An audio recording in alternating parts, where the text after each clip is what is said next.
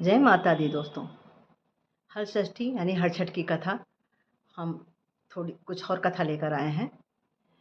एक गांव में एक ग्वालिन थी। वो दूध बेचकर अपना घर का काम चलाती थी। वो गर्भवती थी। उसकी प्रसव काल समीप आ रहा था और उसको दूध भी बेचने जाना था। तो वो दूध और दही लेकर गांव में बेचने निकल गई। रास्ते में उसको प्रसव पीड़ा होने लगी और बहुत ज़्यादा पीड़ा होने लगी। तो एक झरबेरी पेड़ के बगल में वो बैठ गई जहाँ पे उसको प्रसव हुआ। वो अपने बच्चे को वहाँ छोड़कर वो गांव में दूध दही बेचने चली गई। अब जो दूध बेचने गई तो उसमें दूध में भैंस और गाय का दोनों दूध मिश्रित दूध था। और उस दिन हड़छठ थी। गांव की महिलाओं ने उस ग्वालिन से भैंस का दूध मंगाया था और उसने भैंस का दूध कहकर गांव में सबको बेच दिया और बेच के वहाँ से वापस आने लगी। इधर जहाँ पर वो झरबेरी का पेड़ था उधर पास में ही खेत था। वहाँ पर एक किसान के खेत में हल जोत रहा था। तो उसी समय बैल उसके बेकाबू हुए और उसके हल के फारे से उस बच्चे को पेट में लग गई और पेट उसका फट गया और बच्चा वो वहीं पे मर गया। अब ये देखकर किसान बहुत घबराया, परेशान हुआ। फिर उसने झरबेरी के कांटे से उसके टाँके लगाए और वो वहीं पर छोड़कर उसको चला गया। उधर उसकी वो माता वो ग्वालिन लौट कर आई तो देखा उसका पुत्र मरा पड़ा हुआ है। वो अपने कर्मों का फल समझ गई कि मुझको आज हड़छठ थी और हमने झूठ बोलकर दूध दिया है। वो समझ गई कि हमारे कर्मों का ही फल है। वो दौड़ी दौड़ी गांव गई और गांव की गलियों में ज़ोर ज़ोर से चिल्लाने लगी। अपने कर्मों की, अपने करतूत की, जो भी उसने किया था, अपनी सारा करतूत और उसके फलस्वरूप जो उसे फल मिला, दंड मिला, उसको भी वो जोर जोर से सबको बताने लगी। गांव की महिलाएं एकत्रित हुई और उससे सारा हाल जाना। तो उसने सारी बात कही और वो सबसे क्षमा मांग रही थी।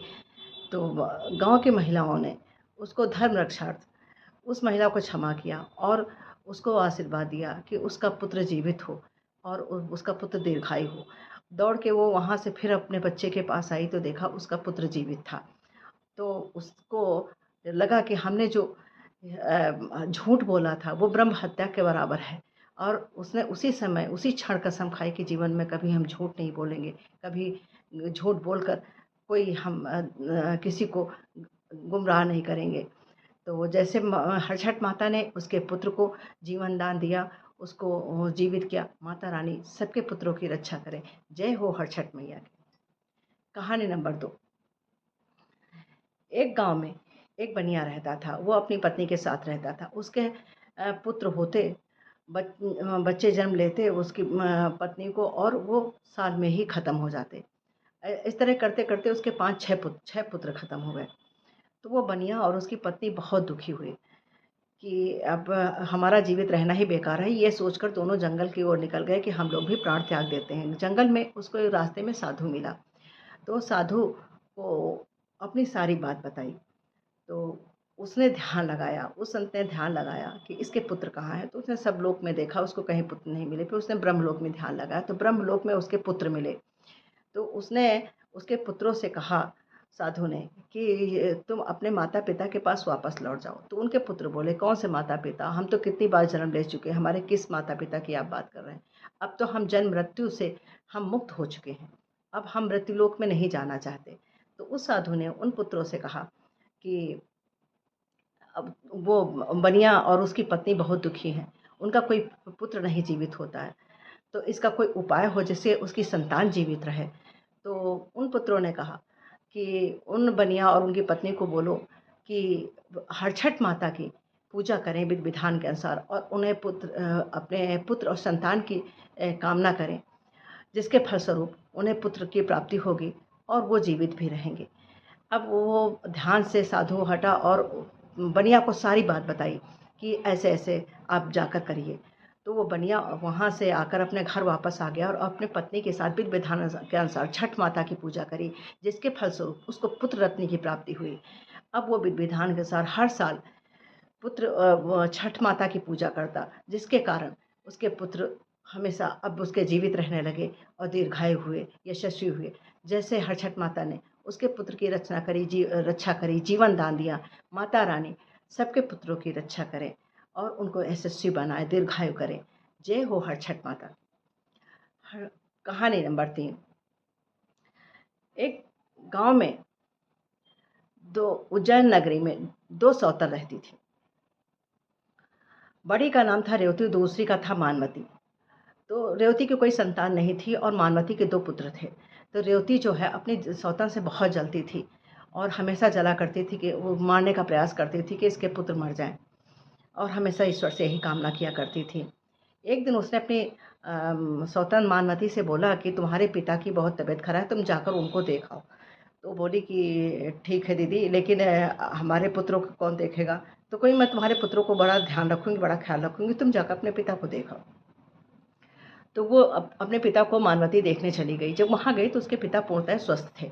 उनको देखकर मानवती खुश भी हुई और अपने पिता को सारा हाल बताया कि मेरे सौतन रेवती जो है उन्होंने मुझको भेजा है कि आपकी तबीयत खराब है। तो उनको किसी अनहोनी की आशंका लगी। उसने अपनी पुत्री से कहा, बेटा हमें कुछ अच्छा नहीं लग रहा है, तुम वापस लौट जाओ।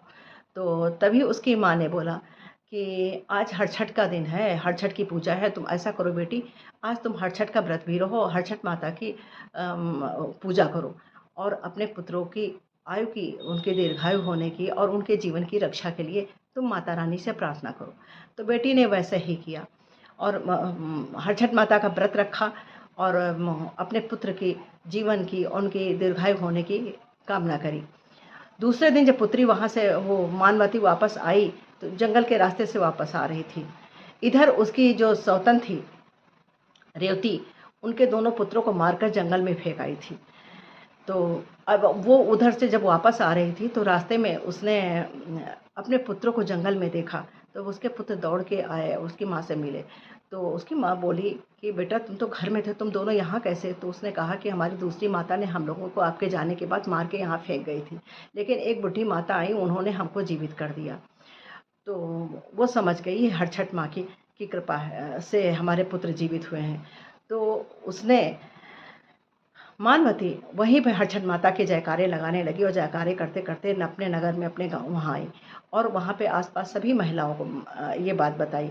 तो वहाँ की सारी महिलाएं हरछठ माता का व्रत और पूजन करने लगी और उनका, अपने पुत्र की दीर्घायु, उनकी आयु, लंबी उम्र की कामना करने लगी।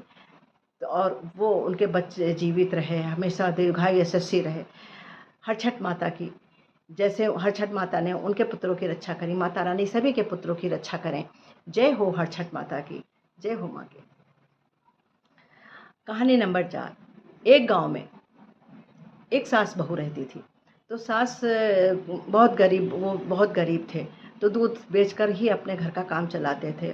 उस दिन हरछठ का दिन था, तो उसने अपने बहू से बोला कि जाके गांव में दूध दही बेच कर आओ, जिससे पैसा मिलेगा तो उससे हम लोग पूजन करेंगे।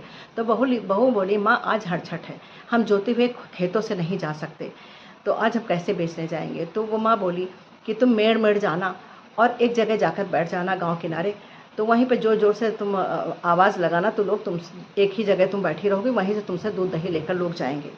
अच्छा, उसकी बहू ने वैसा ही किया। वो मेड़ मेड़ गाँव गई और एक जगह बैठ गई, जोर जोर से वहाँ चिल्लाई, लोगों ने उससे दूध दही ले लिया। फिर वो वहाँ से वापस आने लगी, तो वो अब जिस रास्ते से गई थी वो रास्ता भटक गई। वो एक नदी किनारे बैठकर रोने लगी।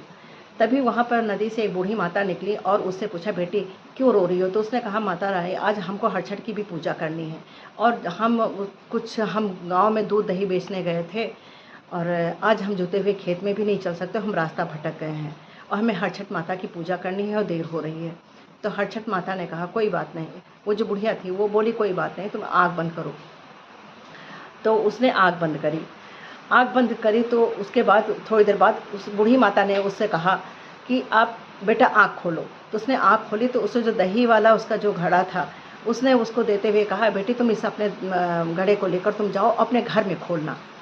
तो उसकी वो घर लेकर आ गई और घर आकर अपनी सासू को घड़ा दिया कि हमें नदी किनारे एक बूढ़ी माता मिली थी, उन्होंने ये हमें घड़ा दिया है और कहा घर जाकर खोलना। तो जब उसकी सासू माँ ने उस घड़े को खोला तो देखा उसमें सोने, जेवर जेवरात, सब जवाहरात भरे हुए हैं।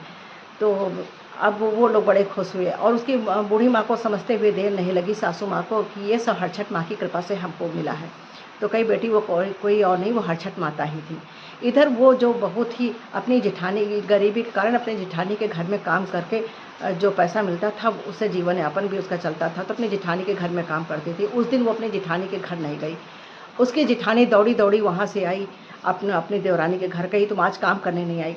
जब अपनी देवरानी के घर आई तो देखा यहाँ का मतलब सब धन-धान्य से पूर्ण थे और यहाँ का कुछ और ही नज़ारा था।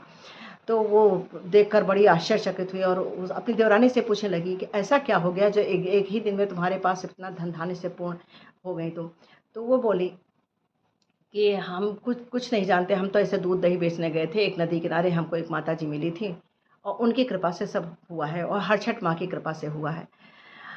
तो उसकी जेठानी को भी लगा कि अब हम भी ऐसा करेंगे। उसने 1 साल का इंतज़ार किया। फिर जब अगली हड़छठ आई, तो उसने भी ऐसा ही किया, गाँव में दूध बेचने गई, घड़ा लेकर गई और वैसे ही नदी किनारे बैठ कर रोने लगी। तो वहाँ से नदी किन से एक माताजी निकली और उससे पूछा, "पुत्री क्या है? तुम क्यों रो रही हो? अपना कारण बताओ।" तो वो बोली कि हम रास्ता भटक गए हैं और हमें हड़छठ की पूजा करनी है जाके।" तो वो जो बूढ़ी माता थी उन्होंने कहा कि कोई बात नहीं बेटी, तुम अपनी आँख बंद करो। तो उन्होंने आँख बंद कर ली। फिर थोड़ी देर वो उनका वही घड़ा देते हुए कहा कि ये घड़ा तुम घर जाकर खोलना और अभी रास्ते में मत खोलना। तो वो ना जल्दी-जल्दी घर आई और घर में जैसे ही उसने घड़ा खोला तो घड़े में देखा कीड़े-मकोड़े, साँप, बिच्छू सब भरे हुए हैं जो उसके पूरे घर में फैल गए।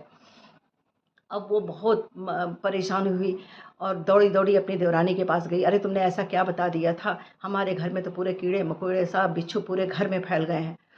तो वो उसकी देवरानी बोली, "मैंने तो कुछ नहीं, मुझे मेरे साथ जो हुआ मैंने वही बताया। हमने कुछ तुमसे गलत नहीं बोला।" तब उसकी जेठानी को कुछ मतलब शंका हुई और अपने किए पर पश्चाताप भी हुआ।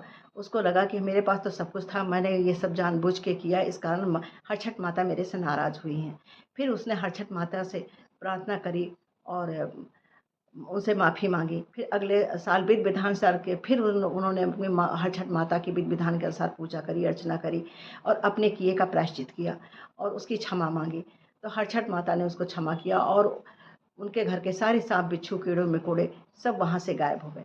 बोलो जय हो हरछठ माता की।